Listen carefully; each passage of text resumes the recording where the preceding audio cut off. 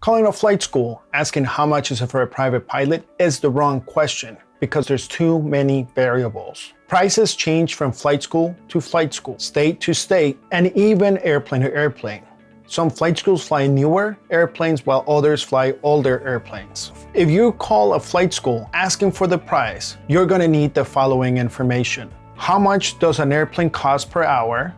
How much is the instructor rate per hour? And if there's any additional fees.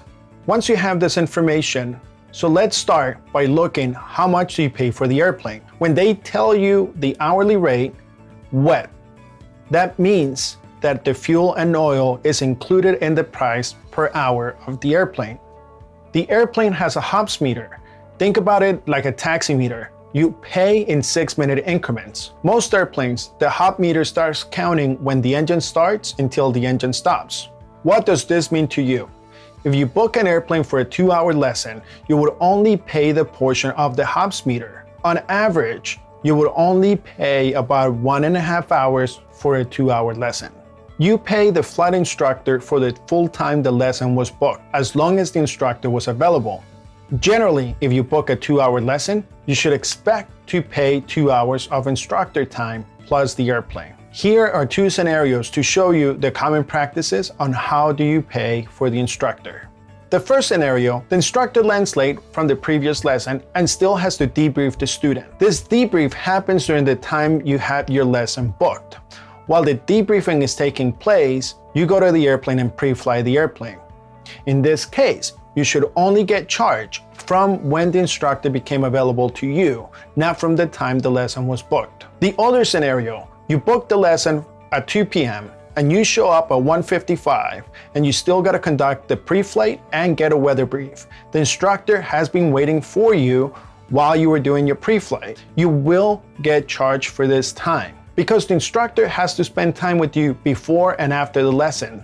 This is called the pre and post-flight fees. Before you go on your lesson, this is the time you're going to talk to your instructor and make sure that it's crystal clear what are you going to accomplish on this flight and answer any questions you possibly have. After you land, you're going to spend time debriefing. This is the most important time of your lesson. Do not skip it. The main takeaway?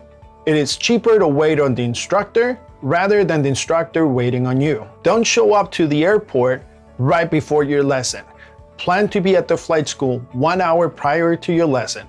Flight schools have other fees. Some flight schools have fees on top of the airplane and the instructor. Some of these fees could be a club fee, a membership fee, any other sort of fee that helps to offset the hourly cost. Understanding how you get charged per lesson will help you forecast the cost of your flight training. You can accomplish your private pilot in 40 hours. You should expect to pay 40 hours of the airplane plus the instructor time. The average for a private pilot certificate in the New York, New Jersey area is between 80 to 100 hours of flight time. Using a flight simulator like the one I have behind me at Simtech Aviation will help you make your flight training more efficient.